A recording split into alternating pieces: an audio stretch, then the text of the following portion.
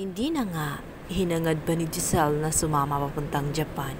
Kahit na naisin man sana niya, pinaubahay na lang niya kay Arjo ang lahat. Sinabi niya rito na mas maigi rin na magstay siya sa Pilipinas nang sa ganoon hindi sila mahihirapan na makontak ang Pilipinas at ang Japan. Dahil kailangan nga ng collaboration ng dalawang bansa nang sa ganoon madakip ng madali itong si Moira. Balit ito nga si Zoe ay pilit na isiniksik ang kanyang sarili nang sa ganun maisama siya ng kanyang daddy. Tutulungan naman niya ang panig ni Moira, hindi ang panig ng kanyang ama.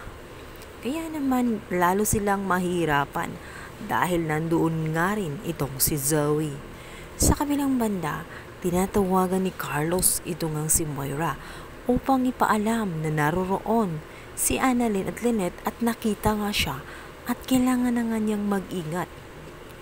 Sinabi na rin niya na roon din ang kanyang anak na si Zoe. Gulat na gulat man itong si Moira, subalit nagmamadali na rin siya. Agad niyang tinungo ang sinabi ni Carlos na taong tutulong sa kanya at dito nga'y kanya nang nakausap. At sinabi na rin dito kung ano ang kanyang plano. Nagalit pa siya nang titigan siya ng naturang Haponesa. Dito'y sinabi ng Haponesa na sa kanyang picture ng katawan at pagmumuka ay pwede siyang maging isang South American. Ang tanong naman nito kung marunong ba siyang mag-French o magsalita ng ibang lingwahe. At ang sabi naman nitong si Moira na madali naman siyang matuto kaya hindi siya mahihirapan dahil napag-aaralan naman daw ang lingwaheng iyon at willing naman siyang matuto. Kaya naman, mga sa kanya ang Haponesa at sinabi nitong napakagaling umano kung ganon ay madali nilang magagawa ang kanilang mga plano. Agad namang tinanong ni Moira kung gaano umano katagal ang proseso.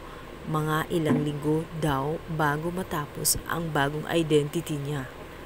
Sinabi nito sa kanya na usually umano umaabot ito ng 2 o 3 linggo. Ngunit dahil sa malaki ang binayad sa kanya ay mapapabilis ang lahat. Magiging 2 to 3 days lang makukuha na kaagad niya ang bagong identity at hindi na siya makikilala ng mga taong humahabol sa kanya. Kaya naman napangiti na nga itong si Moira at sa kanyang palagay ay magwawagi siya sa kanyang mga plano na tuluyang takasan ang pamilya ng mga tanyag.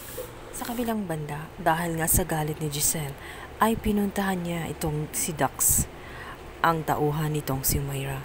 Nagbaka sakali siya na baka may alam si Dax sa mga plano nitong si Moira. Dito nga inusisa niya kung may alam ba daw siya kung bakit pumunta si Moira ng Japan. Giit niya ay wala siyang kamalimalay at ang isa pa, bagong tauhan lamang siya. Napag-utusan lamang siya nitong si Moira na pasukin ang bahay ng isang doktor. Kaya naman ang usisa itong si Giselle kung sino ang doktor na yun. Dito na nga nila malalaman ang katotohanan na ito ang si Dr. Carlos Benitez. Nagtaka man si Giselle kung bakit pati ang pangalan ni Doc Carlos ay nadawit at ano ang motibo ni Moira kung bakit ginawa niyang utusan ang kanyang mga tauhan. Dahil lang ba sa asarin itong si Lynette at para pahirapan lamang ito o may iba pang dahilan?